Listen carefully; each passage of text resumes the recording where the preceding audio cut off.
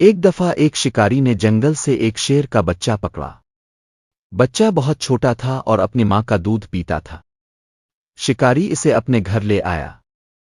شکاری کے بچے ننھے شیر کو دیکھ کر بہت خوش ہوئے اور وہ اس سے کھیلنے لگے۔ کچھ دیر میں شیر کے بچے کو بھوک لگی، وہ اتنا چھوٹا تھا کہ کچھ کھانا نہیں جانتا تھا، بس دودھ ہی اس کی خوراک تھی۔ شکاری یہ سوچ کر پریشان ہو گیا کہ اب کیا کیا جائے، کیونکہ اسے پتہ تھا کہ شیر کا بچہ ابھی بہت چھوٹا ہے اور وہ دودھ کے سوا کچھ اور نہیں پی سکتا۔ آخر اس کے ذہن میں ایک ترکیب آئی، اس نے شیر کے بچے کو اپنی بکریوں کے ساتھ چھوڑ دیا۔ بکریوں کے بھی چھوٹے چھوٹے بچے تھے۔ شیر کا بچہ کچھ ہی دیر میں بکری کے بچے کے ساتھ گھل مل گیا۔ جب بکریوں کے بچے دودھ پینے کے لیے ماں کے پاس جاتے تو شیر کا بچہ بھی ان میں شامل ہو جاتا۔ اس طرح شیر کا بچہ بکریوں کے بچوں کے ساتھ پلنے اور بڑھنے لگا۔ وہ آہستہ آہستہ انہی کے رنگ میں رنگ گیا۔ وہ دیکھنے میں تو شیر لگتا تھا، مگر اس کی تمام عادات اور خصلتیں بکریوں کے بچوں جیسی تھیں۔ اس طرح شیر کا بچہ بکریوں کے بچوں کے ساتھ ساتھ بڑا ہو گیا تھا تو وہ شیر ہی، مگر وہ باقی شیروں کی طرح بہادر نہیں بلکہ ڈرپوک تھا۔ ایک دن گاؤں پر بھیڑیوں نے حملہ کر دیا۔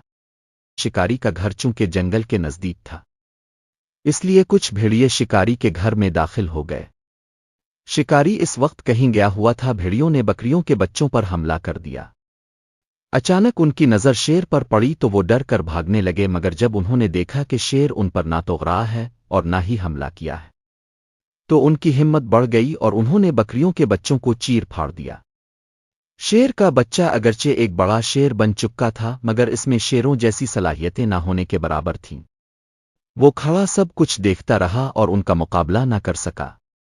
بھیڑیے حملہ کر کے واپس چلے گئے اور شیر وہیں کھڑا رہا۔ کچھ دیر کے بعد شکاری گھر واپس آیا تو یہ دیکھ کر حیران رہ گیا کہ شیر کے ہونے کے باوجود بھیڑیوں نے حملہ کر کے بکریوں کو چیر پھاڑ دیا ہے اور شیر کچھ نہ کر سکا۔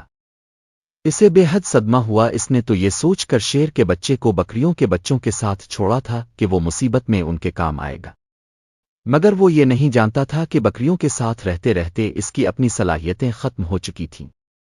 اگر وہ شیروں کے ساتھ جنگل میں رہتا تو پھر ان کی طرح شکار کرنے کا عادی ہوتا اور انہی کی طرح بہادر بھی ہوتا۔ شکاری نے سوچا کہ یہاں رہتے ہوئے تو یہ شیر بالکل بیکار ہے، کیونکہ یہ تو اس کے جانوروں کی رکھوالی حفاظت تک نہیں کر سکتا، اس لیے اس کا یہاں رہنے کا اب کوئی فائدہ ہی نہیں، تو کیوں نہ اسے جنگل میں ہی واپس چھوڑ دیا جائے تاکہ اپنے ساتھیوں کے ساتھ رہتے ہوئے اس میں بھی ان جیسی ہی بہادرانہ صفات پیدا ہو جائیں۔ یہ سوچتے ہی شکاری نے شیر کو اپنے ساتھ لیا اور اسے واپس جنگل میں چھوڑ آیا۔ سچ ہے، جس چیز کو جس چیز میں ڈھالو گے وہ وہی بنے گی۔